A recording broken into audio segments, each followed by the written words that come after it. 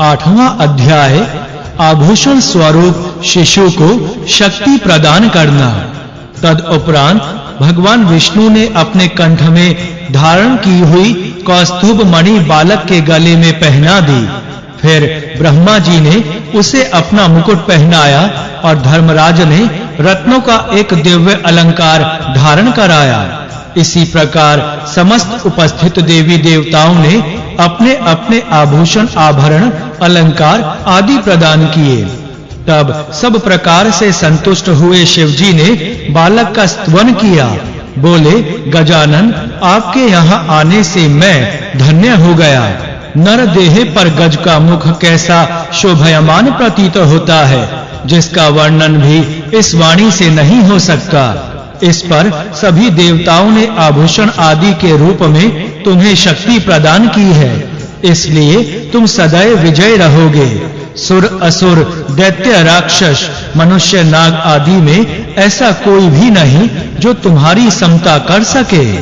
तदुपरांत ब्रह्मा जी ने निवेदन किया, हे देवाधिदेव, हे गजमुख, तुम सभी शास्त्रों, समस्त विद्याओं, समस्त कर्मों में स्वयं सिद्ध निशांत हो।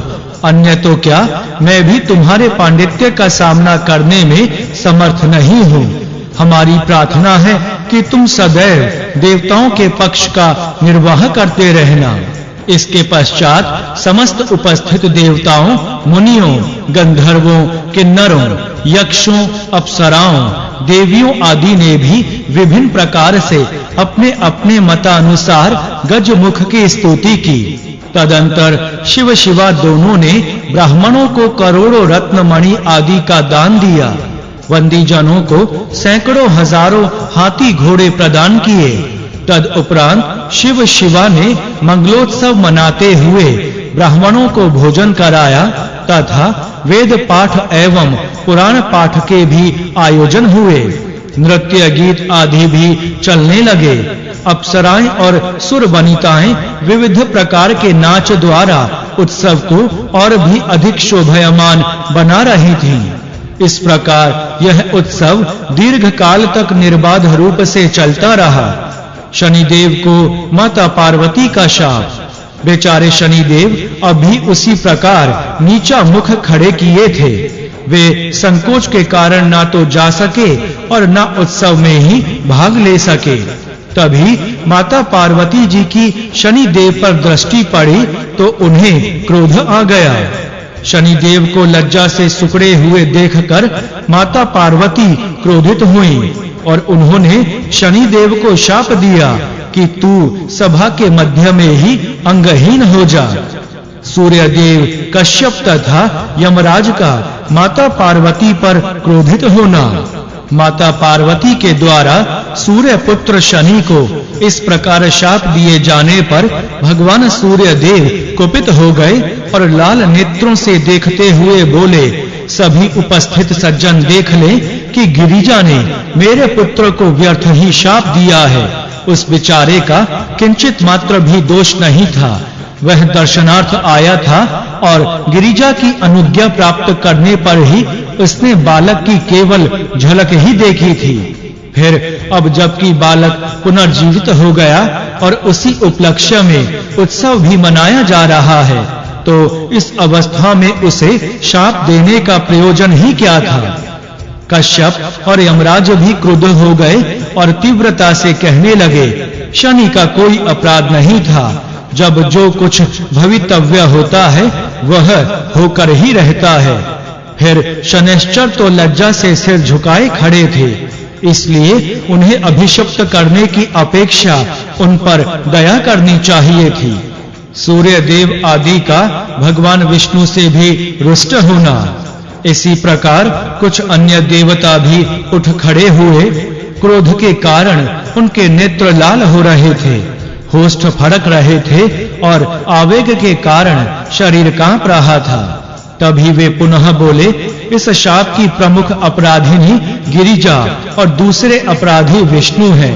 हम इन दोनों को ही आज ऐसा शाप देंगे कि यह जीवन भर अपने कर्म फल रूप का स्मरण रखें। यह कहते हुए वे जग जननी माता पार्वती जी और भगवान श्री हरि को शाप देने को उद्गत हुए देखकर ब्रह्मा जी उठे और उन्होंने उन सबको इस प्रकार समझाया। हे दिनकर, हे कश्यप, हे यमराज एवं अन्य नए देवगण, इस विवाद को शांत किया जाना ही श्रेष्ठकर है। जो कुछ होने वाला था वह हो चुका।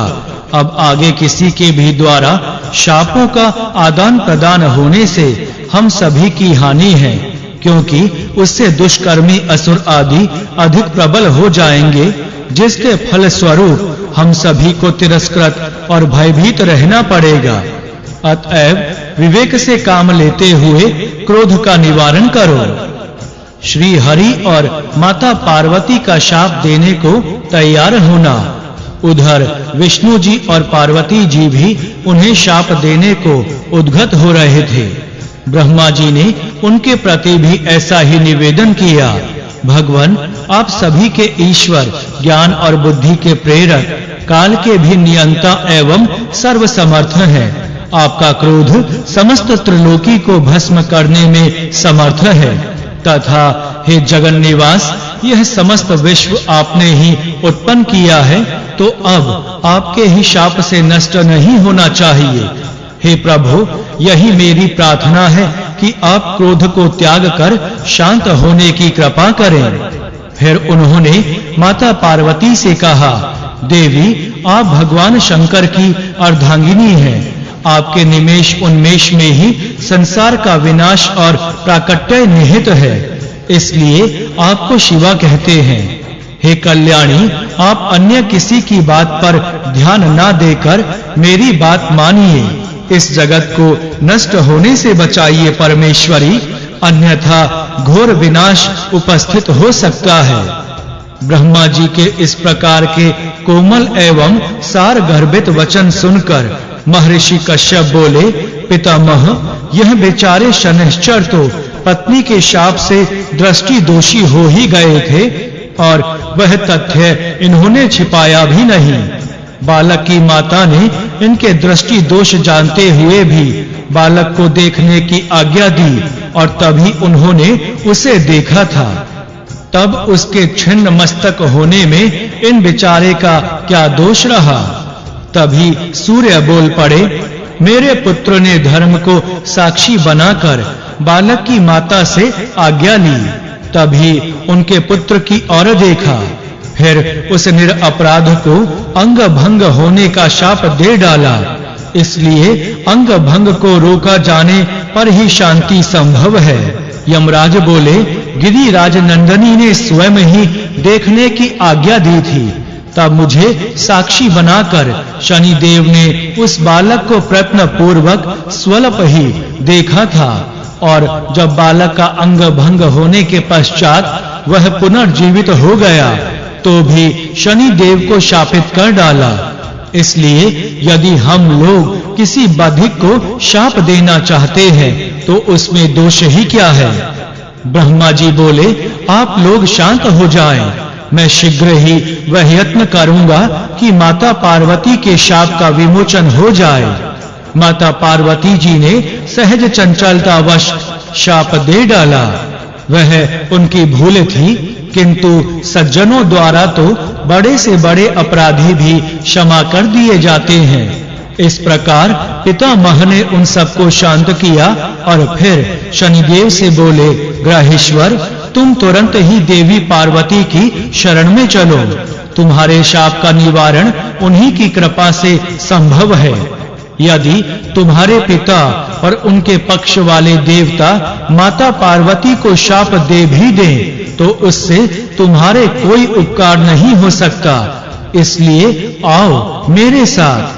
चतुरानन का आदेश मानकर शनिदेव उनके साथ माता के आश्रय में पहुंचे और तब ब्रह्मा जी ने माता पार्वती जी से निवेदन किया, जगजननी, हे दुर्गे, आपने अपने पुत्र के दर्शन की आज्ञा दे दी थी तो शनि देव का क्या दोष था।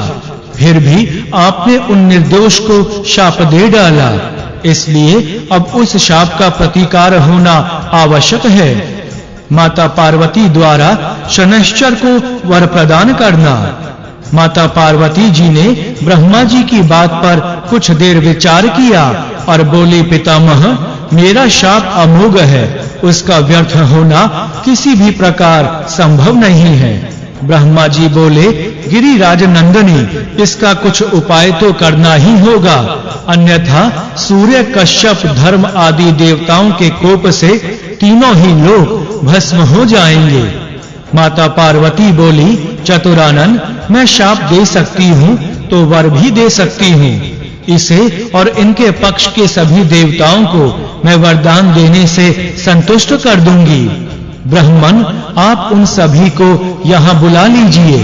सूर्य आदि सभी वहाँ बुला लिए गए।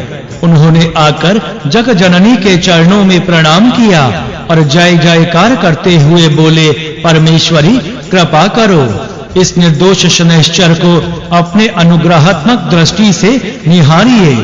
इस प्रकार से सूर्य, कश्यप आदि द्वारा किए गए स्तवन से शिवा संतुष्ट हो गईं और शनि देव के प्रति कहने लगी, ग्रहराजो भव शने मद वरेण हरि प्रियः चिरजीवी च योग निद्रो हरि भक्तस्य का विपत्। हे शनि, तुम भगवान श्री हरि के प्रिय हो, मेरे वरदान से ग्रहों के राजा होगे, योगियों में परम योगी, रूप योगेंद्र और चिरंजीवी बनोगे। अरे, हरि भक्त का विपत्ति क्या कर सकती है? मेरा यह भी वर है कि भगवान श्री हरि के तुम परम भक्त हो, तुम्हारे हृदय में उनकी दृढ़ भक्ति रहेगी। परंतु वत्स, मेरा शाप अमोघ होने के कारण नष्ट तो नहीं हो सकता, किंतु उसका किंचित प्रभाव पांव पर ही पड़कर रह जाएगा, तुम कुछ लंगड़े हो जाओगे। माता पार्वती जी के वचन सुनकर शनिदेव को संतोष हुआ। साथ ही सूर्य देव, कश्यप देव, धर्मदेव आदि भी संतुष्ट हो गए और गिरिराज नंदनी की स्तुति करने लगे। हे देवी, आप महान हैं, हम तुच्छ प्राणी आपकी महिमा को कैसे जान सकते हैं? आप संसार की स्वामिनी हैं, आपके दृष्टि मात्र में ही संसार का उत्थान और पतन निहित है। यदि आप क्रोध पूर्वक हैं तो विनाश, और प्रसन्न होकर देखती हैं तो विकास एवं सुख ही सुख है। हे जगजननी, हम पर ऐसी कृपा अवश्य करें कि हम आपके चरणों को सदैव याद रखें और आप मातेश्वरी का अनुग्रह निरंतर प्राप्त करते रहें। हम पर कभी कोई विपत्ति ना आवे और हम किसी प्रकार के दुख में ना पड़ें। आपकी ऐसी कृपा में ही हमारा कल्याण निहित है। माँ भगवती उमा उक्त स्तुति को सुनकर प्रसन्न होती हुई कहने लगी, देवगण, मैं आपके स्तवन से अत्यंत संतुष्ट हुई। आपने जो कुछ भी अभिलाषा की है वह सब पूर्ण होगी। आप पर प्रथम तो कोई संकट आवेगा ही नहीं, और कभी आया भी तो मैं अपने दुर्गा रूप में आपके स्मरण मात्र से पहुंचकर रक्षा करूंगी। अब आप सभी प्रसन्नता पूर्वक अपने अपने स्थान को पधारें। निश्चय ही मेरा अनुग्रह आप सबके साथ है। अब पार्वती जी ने बालक को गोद में उठाया और उसे पुचकारती हुई प्रसन्न मन से अपने भव्य सिंहासन पर विश्राम करने लगी। और तब शनिर्जगाम देवानां समीपम हृष्टमानसः प्रणम्य भक्तयाताम ब्रह्मणंबिकाम जगदंबिकाम। प्रसन्न मन हुए शनिदेव माता जगदम्बा को प्रणाम करके अपने पिता सूर्य आदि देवताओं के पास चले गए। बोलिए भगवान श्री गणेश की जय। जय श्री गणेश।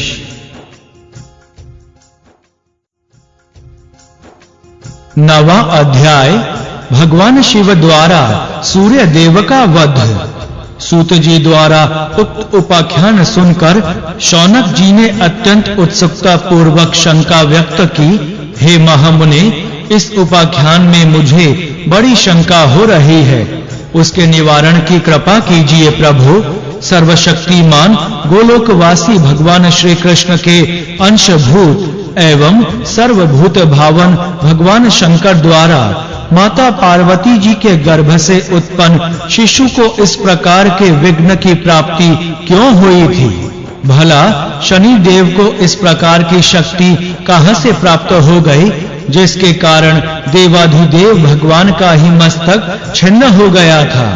एक शंका यह भी है कि गणेश जी के मस्तक छिन्न होने की कथा अन्य प्रकार से भी मिलती है, जिसमें स्वयं भगवान शंकर द्वारा ही उनका मस्तक काट लेना और फिर हाथी का मस्तक जोड़ देना कहा गया है। इस कारण इस विषय में मेरा कुतूहल और भी बढ़ गया कि कथाओं में इस प्रकार की भिन्नता क्यों है। कृपया इस सब का समाधान कीजिए। सूत जी आनंद विभोर हो गए और भगवान का स्मरण करने के पश्चात बोले, शौनक जी, तुम धन्य हो जो ऐसे लोकोपकारी प्रश्नों को पूछते हो।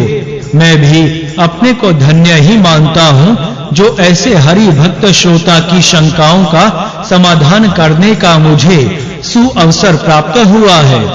वत्स, तुमने जो प्रश्न किया है वैसा ही प्रश्न देवर्षि नारद ने भगवान श्री नारायण से किया था और भगवान नारायण ने जो उत्तर दिया था वही तुम्हें बताऊंगा।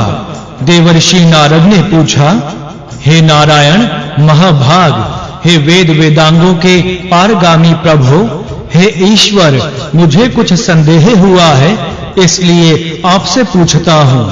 हे नाथ, भगवान शंकर तो महान हैं, उनके आत्मभूत पुत्र जो स्वयं भी सभी विघ्नों के विघ्न दूर करने में समर्थ हैं, उन परमात्मा को विघ्न की प्राप्ति किस कारण से हुई थी?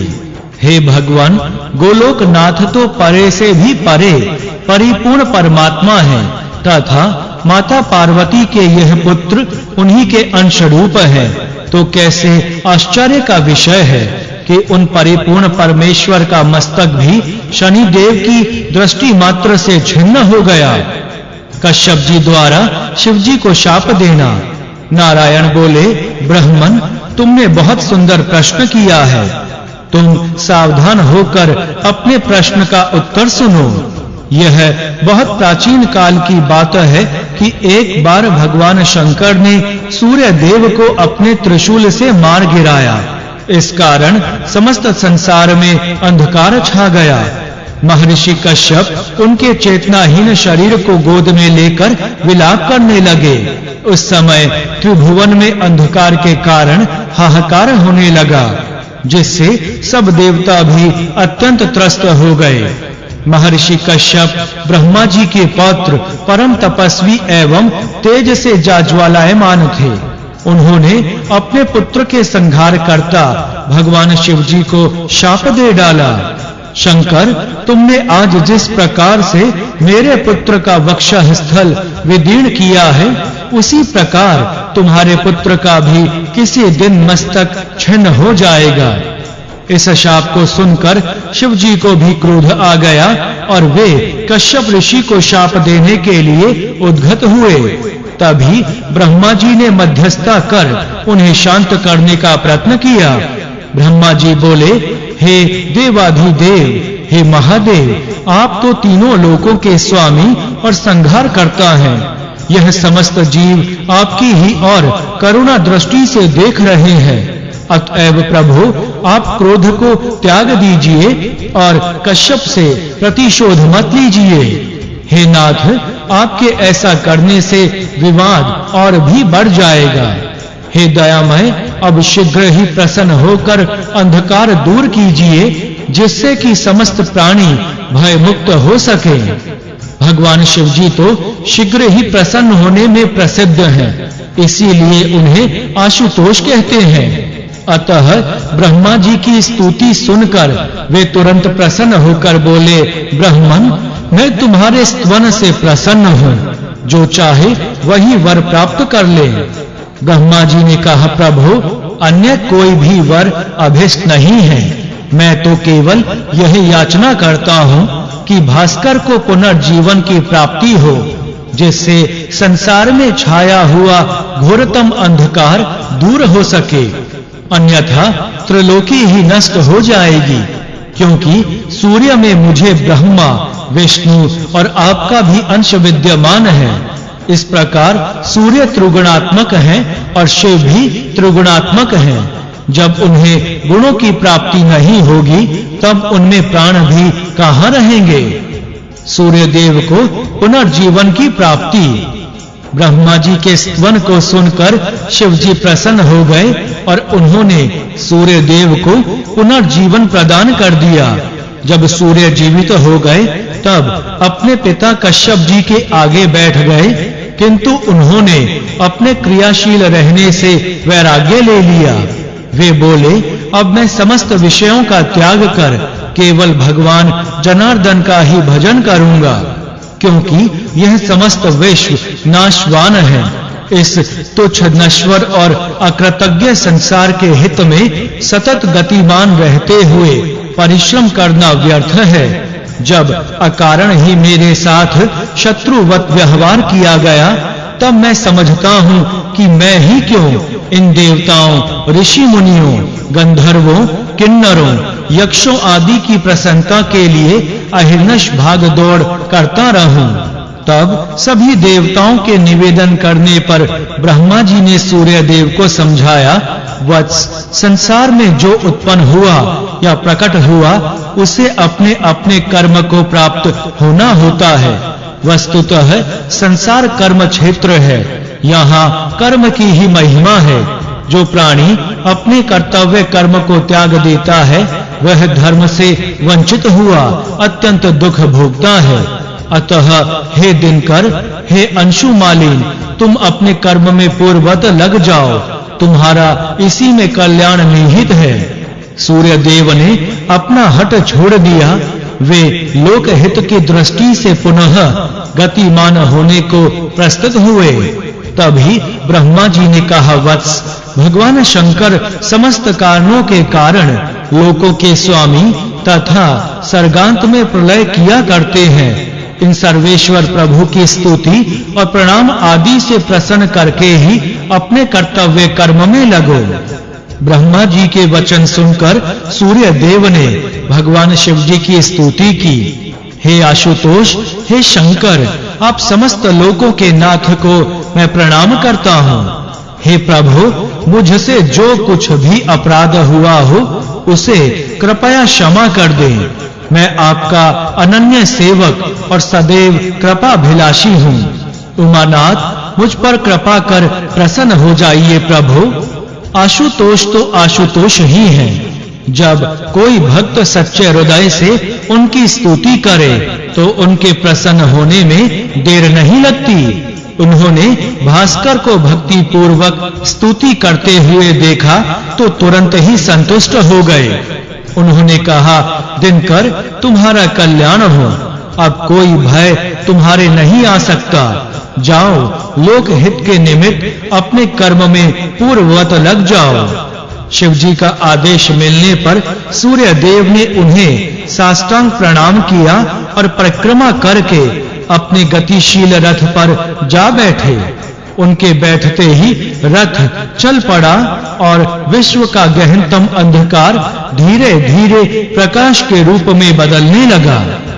शिशु के धड़ में गज मुख जोड़ने के प्रति संदेह। सूत जी बोले, शौनक जी, तुमने जो पूछा वह मैंने सुना दिया है। अब यदि कुछ पूछना चाहते हो तो वह पूछो।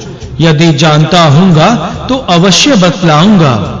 शौनक बोले, प्रभु, इस कथा के सुनने पर एक शंका उत्पन्न हो गई। बालक के छिन्न मस्तक के स्थान पर हाथी का मुख ही क्यों लगाया गया?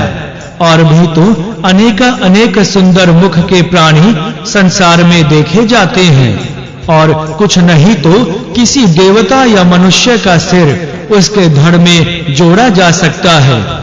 इसके अतिरिक्त यह शंका भी अभी रह गई कि शिव पुत्र के धड़ में गज मुख जोड़े जाने की घटना का विवरण विभिन्न ऋषियों द्वारा भिन्न-भिन्न प्रकार से कहा जाता है। तब उनमें से सत्य विवरण कौन सा माना जाए? सूत जी हंसे। उन्होंने कहा, शौनक जी, मैं तो समझता था कि अपनी पूरी शंका का समाधान तो तुम स्वयं ही पा गए होगे, इसीलिए नहीं कह सका। परंतु जब तुम पूछते हो तब और भी स्पष्ट करके कहता हूँ। सुनो, एक ही चरित्र के भिन्न-भिन्न प्रकार से पाए जाने में कोई विशेष रहस्य नहीं छिपा है।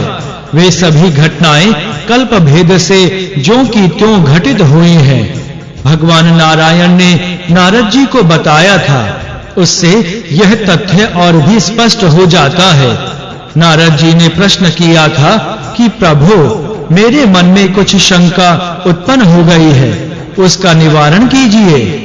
भगवान शंकर के पुत्र के शरीर पर हाथी के मुख की ही योजना क्यों की, जबकि संसार में एक से एक बढ़कर सुंदर जंतु विद्यमान हैं? क्या गजमुख के योजन का कोई विशेष कारण था? बोलिए भगवान श्री गणेश की जय। जय श्री गणेश।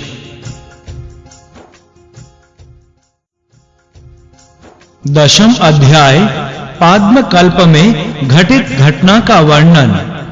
नारद जी का प्रश्न सुनकर भगवान नारायण बोले, देवऋषि, तुम्हारा प्रश्न उचित है, स्वाभाविक है। मैं तुम्हें गजमुख लगाने का कारण बताता हूँ। यह विषय सभी वेदों पुराणों में भी गोपनीय ही है, परंतु इसे जो कोई कहता या सुनता है उसके समान कोई भाग्यशाली भी नहीं है, क्योंकि यह सभी को दुखों से छुड़ाता और ऐश्वर्य प्रदान करता है। इसके सुनने कहने से समस्त विपत्तियां और पाप दूर हो जाते हैं। हे नारद जी, अब तुम ध्यान लगाकर सुनो। हे तात, सुनो, मैं इस पुराने इतिहास को तुम्हारे प्रति कहता हूँ। यह रहस्यमय उपाख्यान पाद्म कल्प में घटित हुआ था तथा इसे मैंने अपने पिता के मुख से सुना था। एक बार की बात है, देवराज इंद्र पुष्पभद्रा नामक नदी के तट पर ठहरे हुए थे। उस समय वे अपने ऐश्वर्य मद से मदान्वित और राज्यश्री से संपन्न थे। नदी तट का वह स्थान अत्यंत निर्जन और एकांत था। मनुष्य आदि की तो बात ही क्या, कोई जीव जंतु भी वहां नहीं था, परंतु विभिन्न प्रकार के सुंदर पुष्पों से युक्त वृक्ष वहां विद्यमान थे। उन पुष्पों की सुगंध से सुवासित हुई वायु अरण्य को ही सुगंधित बनाए हुए थी। देवराज उस मनोहर स्थान पर घूम ही रहे थे कि उनकी दृष्टि रंभा नाम की एक स्त्री पर पड़ी, जो वहां विश्राम के लिए समुपस्थित हुई थी। उन्हें देखते ही देवराज इंद्र कामासक्त हो गए और निर्निमेष नेत्र से उन्हीं पर दृष्टि लगाए रहे। रंभा भी इंद्रदेव की ओर आकर्षित हुई। उन्हें अपनी ही ओर आती हुई देखकर इंद्रदेव ने कहा, वरारोहे, तुम कौन हो, कहां से आई हो और कहां जा रही हो? क्या मेरा भी कुछ प्रिय करोगी? रंभा बोली, प्रभु, मैं तो आपकी दासी हूँ, भला आप आज्ञा दें और अस्वीकार कर दूं, यह कैसे संभव है? ऐसा कहकर वह लज्जा त्याग कर इंद्र के पास उपस्थित हो गई। तब महर्षि दुर्वासा अपनी शिष्य मंडली के साथ उसी मार्ग से निकले। इंद्र ने महर्षि को देखा तो तुरंत उनके समीप जाकर उन्हें प्रणाम किया। इंद्र को नतमस्तक देखकर महर्षि ने उन्हें सुखी रहो कहकर आशीर्वाद दिया। ऋषि दुर्वासा का देवराज इंद्र को पारिजात पुष्प देना। महर्षि उस समय वैकुंठ से आ रहे थे। भगवान नारायण ने उन्हें एक दिव्य पारिजात पुष्प भेंट किया था। वही पुष्प महर्षि ने प्रसन्न होकर देवराज को प्रसाद के रूप में दे दिया और उसका महत्म्य बताते हुए कहा, हे देवेंद्र, यह पुष्प सभी विघ्नों को नाश करने वाला है। भगवान नारायण द्वारा प्रदत्त यह पुष्प जिसके मस्तक पर सुशोभित रहेगा, सब प्रकार से उसकी विजय निश्चित है। इस पुष्प को मस्तक पर धारण करने वाले का सर्वत्र पूजन होगा। वह सभी देवताओं में अग्र पूजन का अधिकारी रहेगा। माता महालक्ष्मी जी भी सदैव उसके साथ रहेंगी। जब तक यह पुष्प रहेगा, माता लक्ष्मी जी उसका त्याग नहीं करेंगी। उसे धारण करने वाला व्यक्ति ज्ञान, तेज, बुद्धि, बल, पराक्रम आदि में साक्षात भगवान श्री हरि के ही समान हो जावेगा।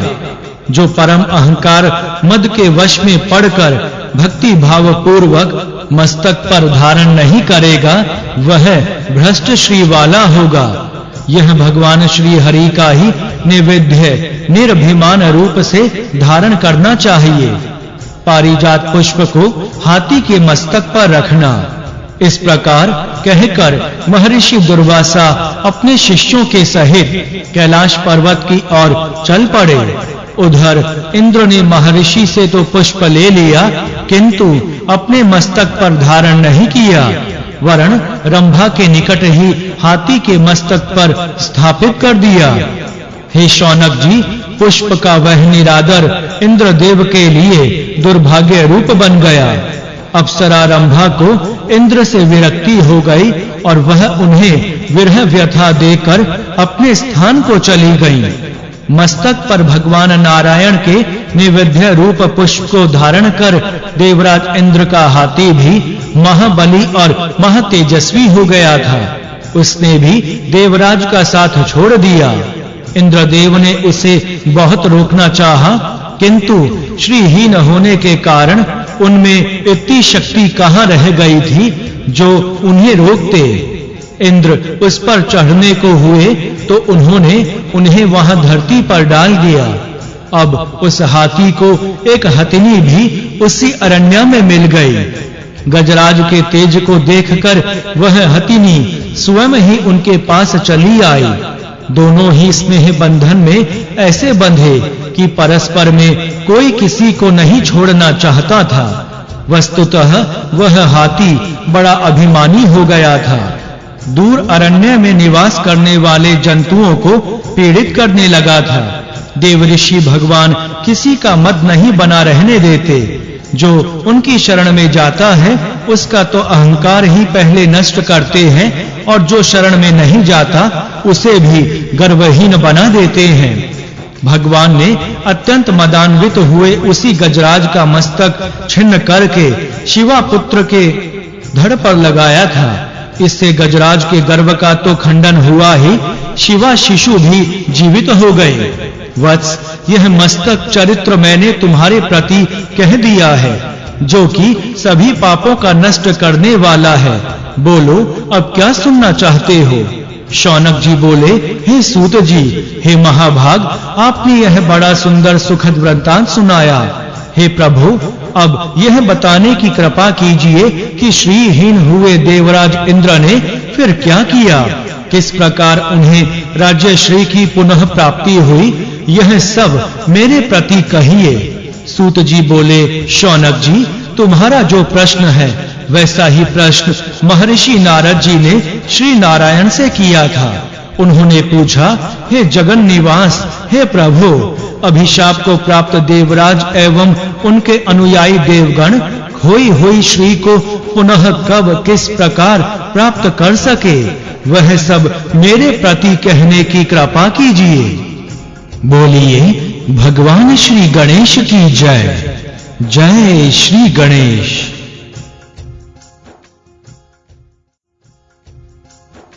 ग्यारहवां अध्याय, राज्य श्री से इंद्रदेव का वंचित होना। नारायण बोले, हे नारद जी, यह एक बहुत बड़ा रहस्य है जो कि गोपनीय एवं अत्यंत दुर्लभ है। तुम्हारी अधिक प्रीति को देखकर कहता हूं, सुनो। जब इंद्र उस मदमत गज से पराभव को प्राप्त हो गए तो भ्रष्ट श्री होकर अमरावती को चले गए, परंतु उन्होंने अपनी वह पुरी भी श्रीहीन ही देखी, क्योंकि शत्रुओं ने उस पर आक्रमण करके उन्हें दैन्य अवस्था में डाल दिया था। उस समय उन पर शत्रुओं का अधिकार हो गया था, तथा देवगण तो वहां देखने मात्र को भी नहीं थे। इंद्र को जब यह समाचार अमरावती के मार्ग से ही मिल गया था, इसीलिए पुरी में ना जाना ही उन्होंने श्रेयस्कर समझा और गुरु बृहस्पति के पास जाकर बोले, गुरुदेव, यह क्या हो गया?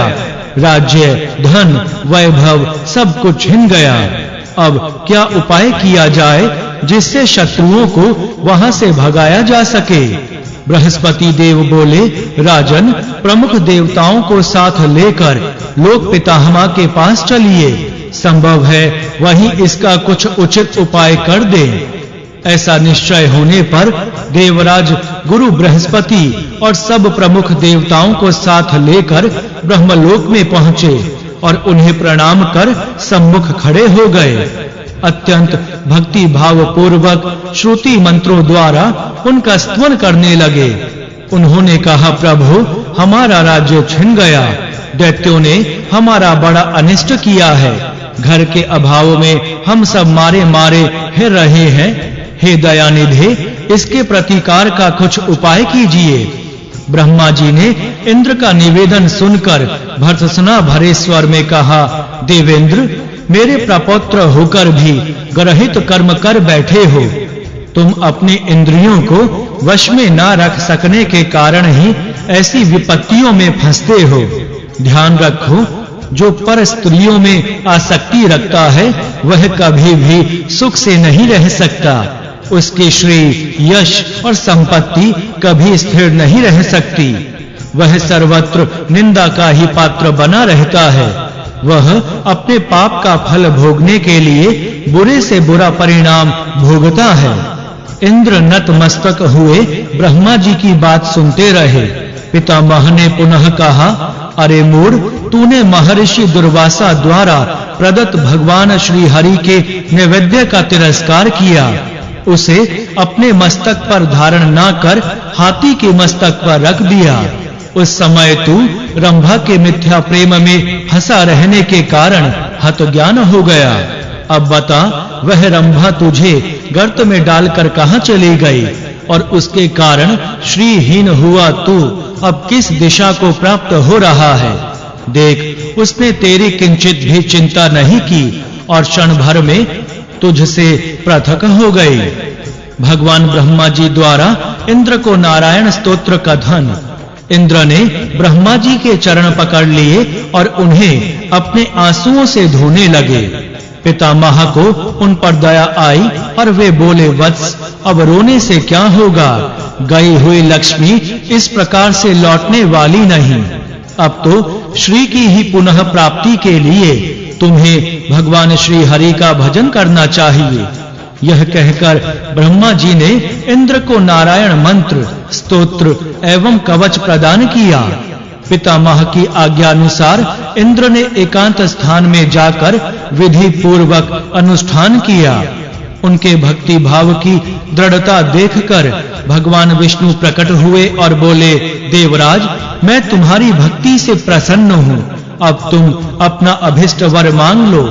इंद्रदेव ने हाथ जोड़ते हुए कहा, प्रभु, मैं श्रीहीन, राजहीन और अत्यंत दुखित हो रहा हूँ। शत्रुओं ने अमरावती को छीन लिया है। सभी देवगण घर द्वार से वंचित हुए मारे मारे फिर रहे हैं। हे नाथ, हमें पुनः अपना वैभव प्राप्त हो सके वह उपाय करने की कृपा कीजिए। भगवान बोले, इंद्रदेव, तुम जो चाहते हो वही होगा। तुम्हारे शत्रु दैत्य शीघ्र ही पराभव को प्राप्त होकर अमरावती छोड़कर भाग जाएंगे। तुम इस स्तोत्र और कवच का अनुष्ठान करो। भगवान विष्णु से वर प्राप्त कर देवराज ने विधि सहित स्तोत्र और कवच सिद्ध कर समस्त देवताओं को एकत्र किया और दैत्यों पर आक्रमण कर विजय प्राप्त की। यह सुनकर नारद जी ने पूछा, हे भगवान, श्री हरि ने इंद्र को कौन सा स्तोत्र और कवच प्रदान किया था, वह मेरे प्रति कहिए। श्री नारायण ने कहा, हे नारद, जो कवच इंद्र को प्रदान किया गया वह सभी लोकों में विजय प्राप्त कराने वाला एवं अमोघ है। इसे अनधिकारी को नहीं देना। मेरे केशों की केशव कांता रक्षा करें, कपाल की पद्माल्या रक्षा करें, जगत को उत्पन्न करने वाली देवी गंड युग्म की और संपत प्रदा स्कंध की रक्षा करें, कमलवासिनी पीठ की, पद्मालया वक्षस्थल की, ह्रीं श्रीं कंकाल की, श्रीं नमः दोनों बाहुओं की रक्षा करें, ओम ह्रीं श्रीं लक्ष्म्यै नमः पांवों की। ओम ह्रीं श्रीं नमः पद्मायै नितंब भाग की। ओम श्रीं महालक्ष्म्यै स्वाहा सर्वांग की।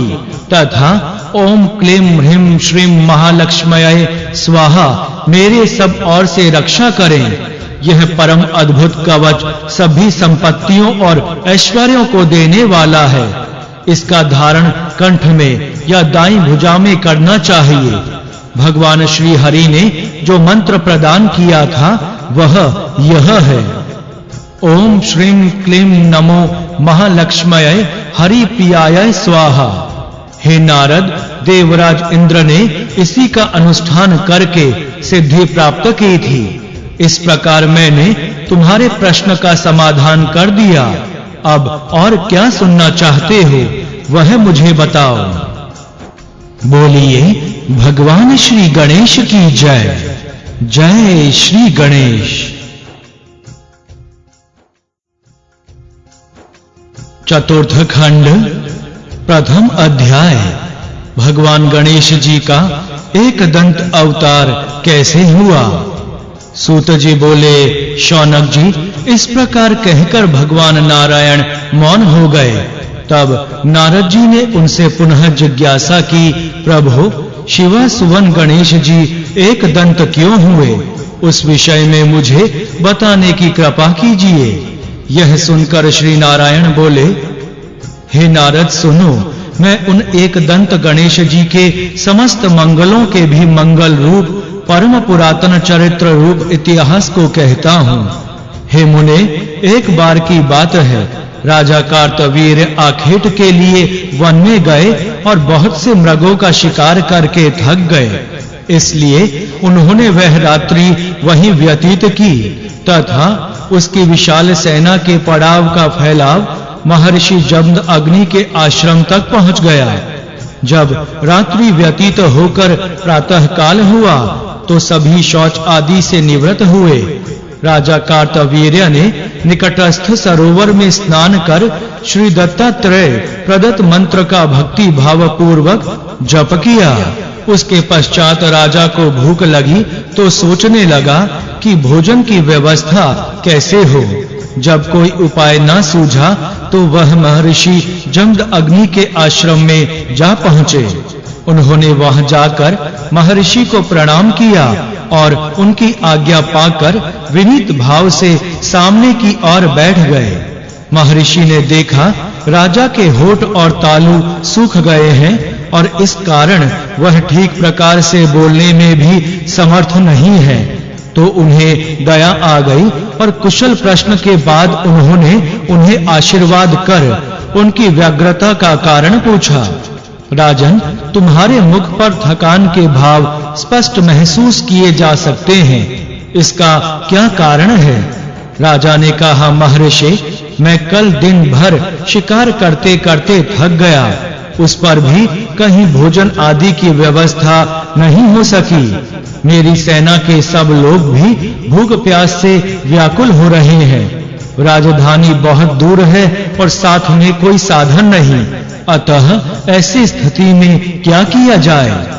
जमद अग्नि द्वारा कार्तवीर्य को निमंत्रण देना।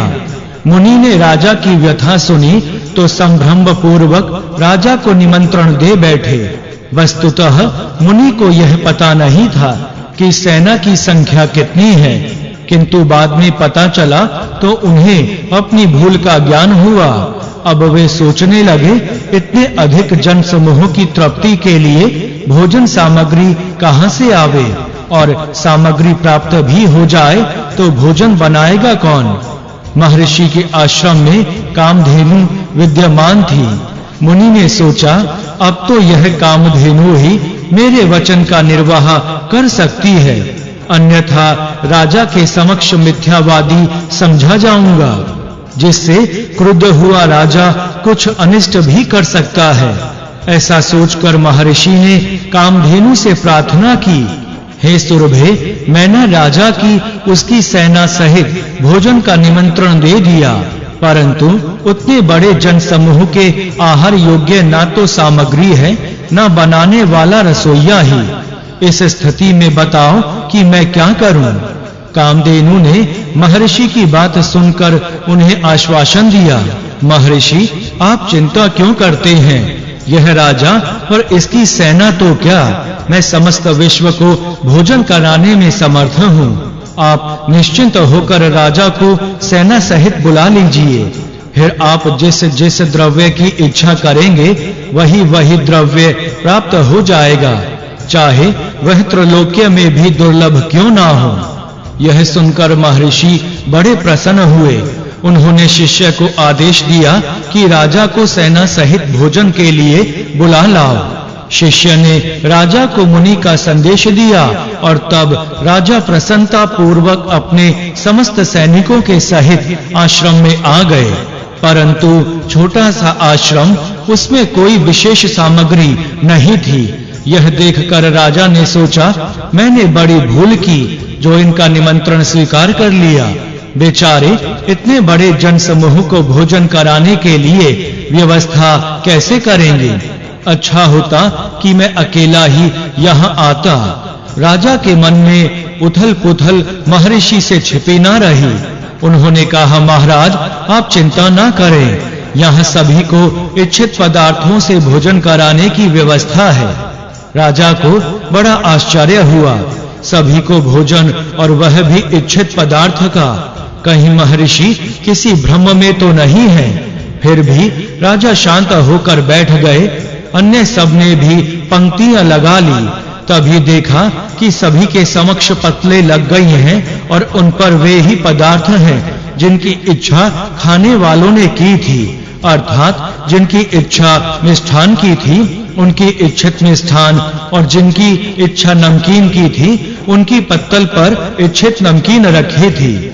जो रोटी चाहता उसे रोटी, पूड़ी चाहता उसे पूड़ी और मेवा चाहता उसे मेवा की प्राप्ति हुई। एक एक करके सभी इच्छित पदार्थ पत्तलों पर आते रहे।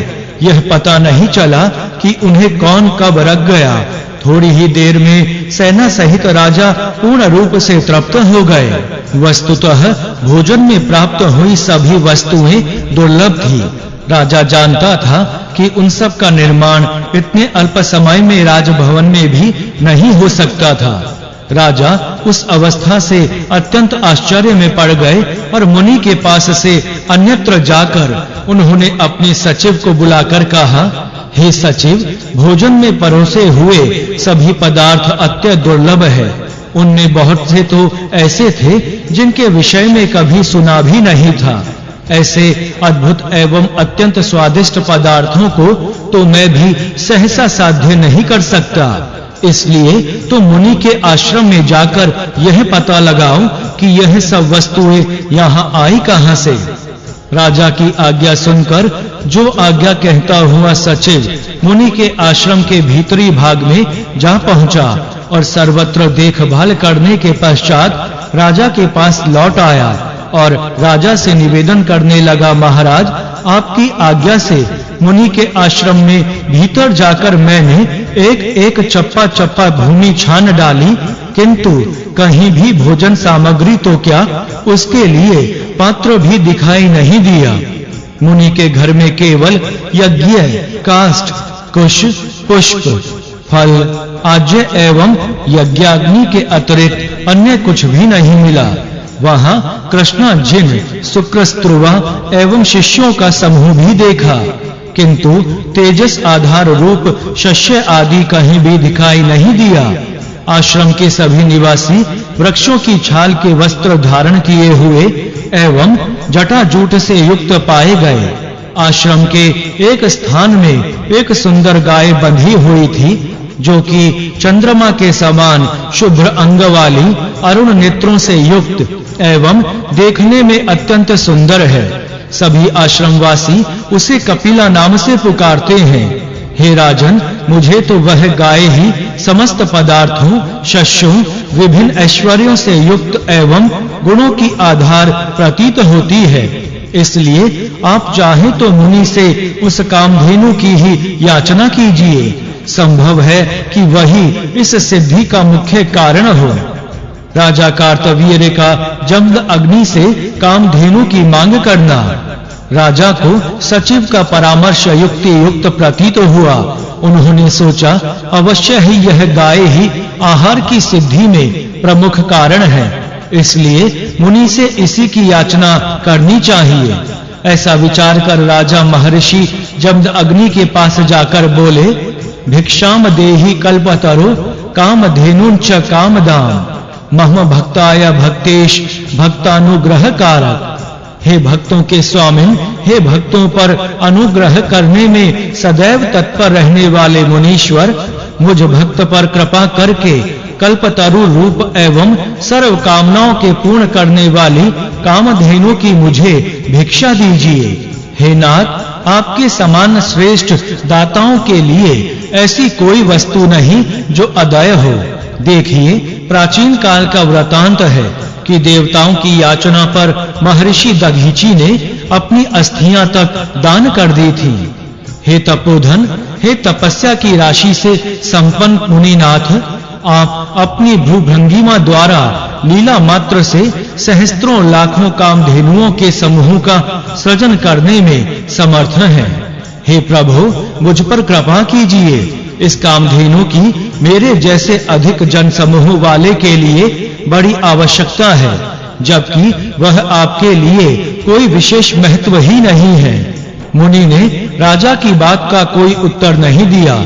सोचा, सुमय ही समझ जाएंगे कि वह नहीं देना चाहते, किंतु राजा तो काल के वशीभूत हो गए थे। उसे उत्तर प्राप्त हुए बिना चैन कहां था। एक महाप्रतापी क्षत्रिय होकर ब्राह्मण से दान मांगते हो। दान लेना तो ब्राह्मण का कार्य है, क्षत्रिय का नहीं। क्षत्रिय तो सदैव दान देते आए हैं, फिर तुम क्यों धर्म विरुद्ध चेष्टा करते हो? राजा ने कहा, मुनीश्वर, धरती पर विद्यमान सभी वस्तुओं का स्वामी राजा ही होता है। वही सबके प्राणों का भी अधिकारी है। चाहे जिससे इच्छित वस्तु प्राप्त करने का उसे पूर्ण अधिकार प्राप्त है। इसलिए आप मेरे ईश्वर प्रदत्त अधिकार को ध्यान में रखकर कपिला धेनु मुझे सौंप दीजिए। इसी में आपका और आपके समस्त आश्रम वासियों का कल्याण निहित है। मुनि द्वारा गौ देने को अस्वीकार करना।